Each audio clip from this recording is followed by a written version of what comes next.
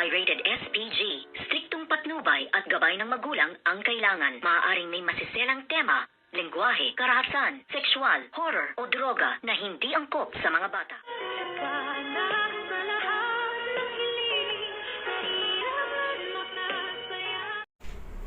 Good evening and welcome sa aking munting channel. Binalaan nga nitong si Miss Giselle Tanyag, ito ngang si Doktora Annalyn Santos na mag-iingat nga daw siya ng husto dito nga kay Zoe dahil hindi nila alam kung ano nga ang tumatakbo sa pag-iisip nga nitong si Zoe. Kaya't nasabi niya nga dito na huwag niyang ibibigay ang 100% na pagtitiwala dahil matagal na silang niloloko nitong si Zoe dahil matagal na nang alam na siya pala ay hindi tunay na anak ni Dr. RJ Tanyag, na siya namang ikinagulat ng ating bidang si Doktora Annalyn Santos na matagal niya nang alam na hindi pala siya tunay na Tanyag, ngunit lagi siyang binubuli at inaaway at pilit na ipinamumukha kay Doktora Annalyn Santos na siya lamang ang nag-iisang legitimate na anak kahit na alam niya sa kanyang sarili na pilit lang niyang ipinagsisiksikan ang sarili niya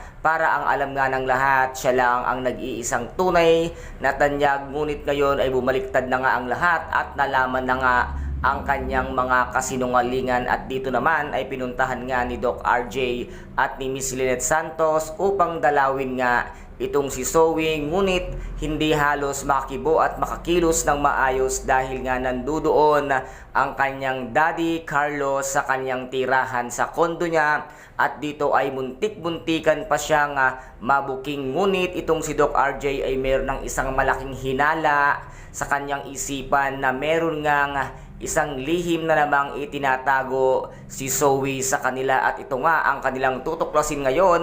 At ngayon Zoe, ito na ang hindi matatanggap ni Doc RJ. Once nga na malaman na may mga kasinungalingan ka pang tinatago, baka tuluyan ka na niyang itakwil dahil pinagbigyan ka na at tinanggap ka na bilang isang anak niya kahit naman hindi ka tunay na Tanyag.